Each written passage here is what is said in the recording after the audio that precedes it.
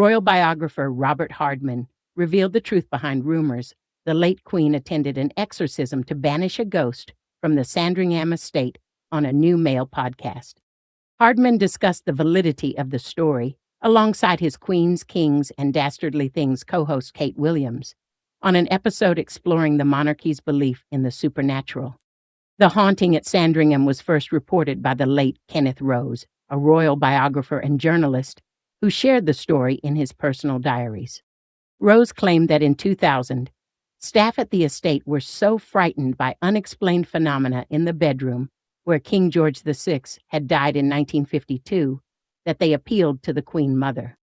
Unsure of what to do, the Queen Mother allegedly ordered a local parson to perform a religious cleansing ceremony inside the room, inviting her daughter Elizabeth II to attend. It wasn't a conventional exorcism, Hardman explained. There was no dramatic casting out of demons like you see in films. It was said that the room contained a troubled spirit and that the parson was supposed to bless the space. No one was quite sure who the ghost was supposed to be, despite it appearing in the room where George VI had died. Rose speculated whether it might be the ghost of Diana, the late Princess of Wales, who had died a few years before. Reportedly, the Queen, Queen Mother, and her lady-in-waiting, Prue Penn, attended the service held in the haunted room. The parson had pushed for a cleansing ceremony after sensing what Rose said was a restlessness in the space. The service itself saw the taking of Holy Communion and the holding of special prayers, said to be targeted to dispel the roaming spirit of George VI. Whether the royals who took part believed the staff's eerie reports remains a mystery. The service was likely a pragmatic decision by the Queen Mother to show the servants that they were taking their concerns seriously. Hardman said it was particularly strange that Elizabeth attended, given her cynicism for this type of wilder theory. The late Queen had a strong faith, but she was not superstitious, Hardman said. She did not have time for these wilder theories, but she did have a strong sense of the spiritual, as does King Charles. Sandringham has a storied history of unexplainable phenomena and ghost sightings. Paranormal author John West claimed in Britain's Ghostly Heritage that staff reported phenomena including moving Christmas cards, lights turning on and off, and eerie footsteps.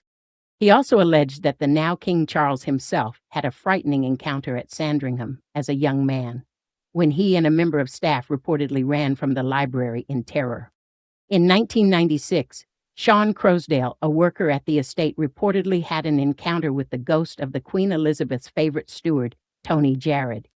The estate at Sandringham has been occupied since the first Elizabethan era, but only became associated with royalty after it was bought by Queen Victoria in 1862. Today, Sandringham covers about 20,000 acres of the Norfolk countryside and is considered a private residence, unlike other estates owned by the Crown. The British royal family is no stranger to superstition, myth, and whispers of the arcane. Tales of haunted castles, cursed jewels, and secretive rituals have long danced through the corridors of Britain's grandest estates. But none have sparked quite as much intrigue as the story that Queen Elizabeth II, so famously composed, rational, and rooted in tradition, allegedly once participated in an exorcism at Sandringham House. This story, long buried under layers of speculation and secrecy, has resurfaced time and again, each retelling adding fuel to a curious fire. Was it a symbolic ritual, a desperate measure against unexplained events, or merely a fabricated tale blown out of proportion? To understand how such a peculiar story found its place in royal lore, we must journey deep into the history of Sandringham, the Queen's personal faith, and the shadowy whispers that haunted the estate. For centuries, British monarchs have danced a delicate line between divine representation and mortal rule. Since the coronation of English kings, they have been seen as God's anointed, spiritually blessed, and charged with moral leadership. But behind the dazzling crowns and solemn prayers, there has always lingered an undercurrent of mysticism.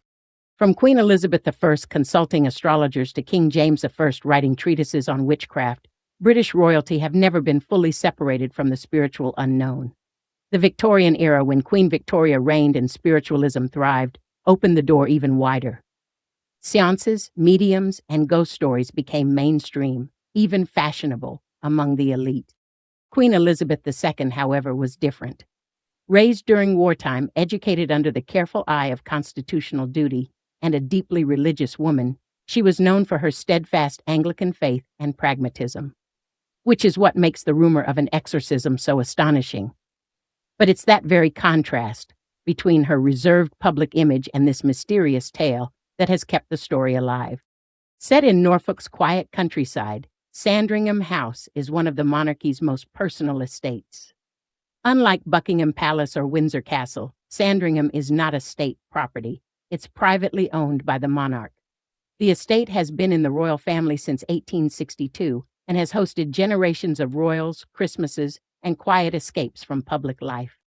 In private, palace insiders whispered that members of the royal family themselves had felt the strange pull of something otherworldly on the estate. And it's within this charged atmosphere that the story of the exorcism took root.